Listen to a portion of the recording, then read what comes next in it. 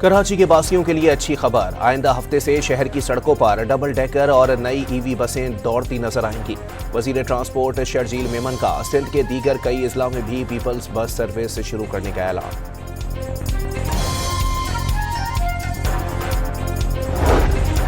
لاہور میں گورنر پنجاب سلیم حیدر کی chairman peoples party Bilawal Bhutto سے ملاقات، صوبے کی سیاسی صورتحال پر تبادلہ خیال۔ پیپلز پارٹی اپنے کارکنوں کو کبھی بھی تنہا نہیں چھوڑے گی، بلاول بھٹو کی یقین دہانی۔ افغان مہاجرین کو گھر کرائے پر دینے والوں کے خلاف بھی کارروائی ہوگی، صوبوں کو افغان مہاجرین سے متعلق پالیسی پر عمل کرنا ہوگا، پنجاب کی وزیر اطلاعات عظمہ بخاری کی نیوز کانفرنس۔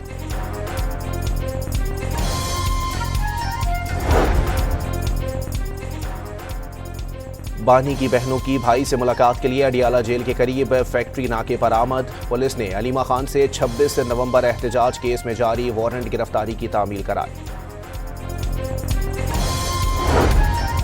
فیصل ممتاز راٹھور نے آزاد کشمیر کے وزیر اعظم کا حلف اٹھا لیا، تقریب میں chairman peoples party Bilawal Bhutto Zardari کی بھی شرکت۔ شیڈیول کے مطابق اسمبلیوں کی مدت ختم ہونے تک 6 ماہ حکومت کریں گے۔ نو منتخب وزیر اعظم کا صدر زرداری اور بلاول بھٹو سے اظہار تشکر، کنٹرول لائن پر قربانیاں دینے والے افواج پاکستان کو خراج تحسین، پاکستان کے ساتھ ریاست کا رشتہ مضبوط کرنے کا عزم۔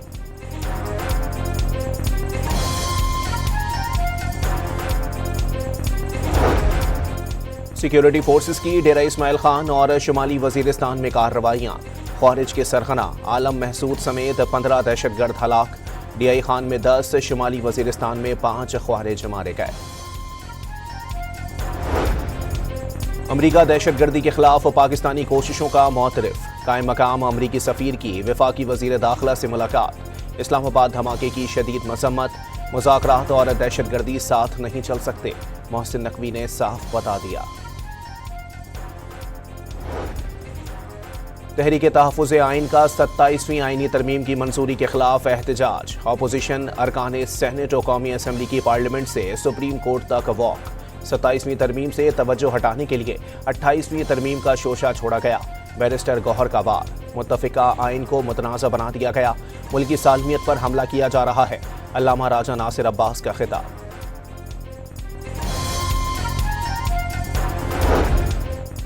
امیر جماعت اسلامی نے 26ویں اور 27ویں آئینی ترمیم کے واپس ہونے کا دعویٰ کر دیا، کہا 27ویں ترمیم کے بعد 28ویں اور پھر اگلی ترمیم کی باز گشت ہے۔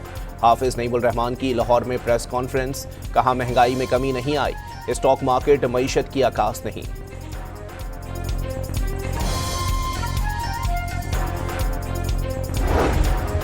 نوشہر و فروز میں ایم این اے ذوالفقار علی کی بہن کے گھر ڈکیتی کا ایک ملزم جھنگ سے گرفتار، 2 کلو گرام سونے کے زیورات، 53 لاکھ روپے نقدی اور 2 کلاشنکوف برآمد۔ ملزم عثمان سیال کا تعلق جیسل بلوچ گینگ سے ہے، ایس ایس پی کی پریس کانفرنس۔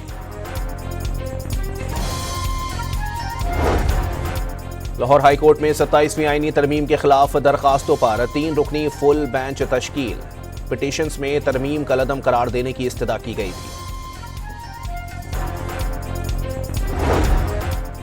گزشتہ ہفتے پاکستان میں 2 بڑے سائبر حملے ناکام بنائے جانے کا انکشاف، حکومتی اداروں کو ٹارگٹ کرنے کی کوشش این ٹی سی کی ٹیموں نے ناکام بنا دی۔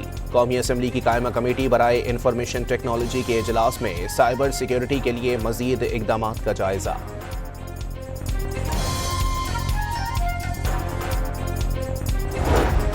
اقوام متحدہ کی سلامتی کونسل نے غزہ میں عبوری حکومت کے قیام اور بین الاقوامی فورس تعیناتی کی منظوری دے دی۔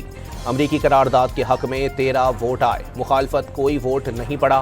روس اور چین کی ووٹنگ سے غیر حاضری بین الاقوامی فورس کو غزہ کی سرحدوں اور شہریوں کے تحفظ، امدادی کوششوں کی معاونت اور حماس اور دیگر مزاحمتی گروہوں سے اسلحہ واپس لینے کی ذمہ داریاں سونپی جائیں گی۔ پاکستان کا غزہ منصوبے کی قرارداد کے حق میں ووٹ، مقصد اسرائیلی فورسز کا مکمل انخلا اور فلسطینیوں کا قتل عام روکنا ہے۔ اقوام متحدہ میں مستقل مندوب عاصم افتخار کا سلامتی کونسل سے خطاب، کہا غزہ میں امن کی امید سامنے آئی ہے، مذاکرات میں عرب ممالک کے پروپوزل کی حمایت کی، پاکستان نے اپنی تجاویز کو بھی شامل کیا۔ श्री लंका के T20 कप्तान जरेद असालंका को हटाए जाने का इम्कान। कप्तान असालंका ने खिलाड़ियों पर दौरे पाकिस्तान खत्म करने का दबाव डाला था, श्रीलंकन मीडिया की रिपोर्ट। और दोहा में rising star Asia cup, UAE की टीम पाकिस्तान के खिलाफ 59 रन पर ढेर हो गए। सुफियान मुकीम ने 3 और माज सदाकत ने 2 विकेटें हासिल की।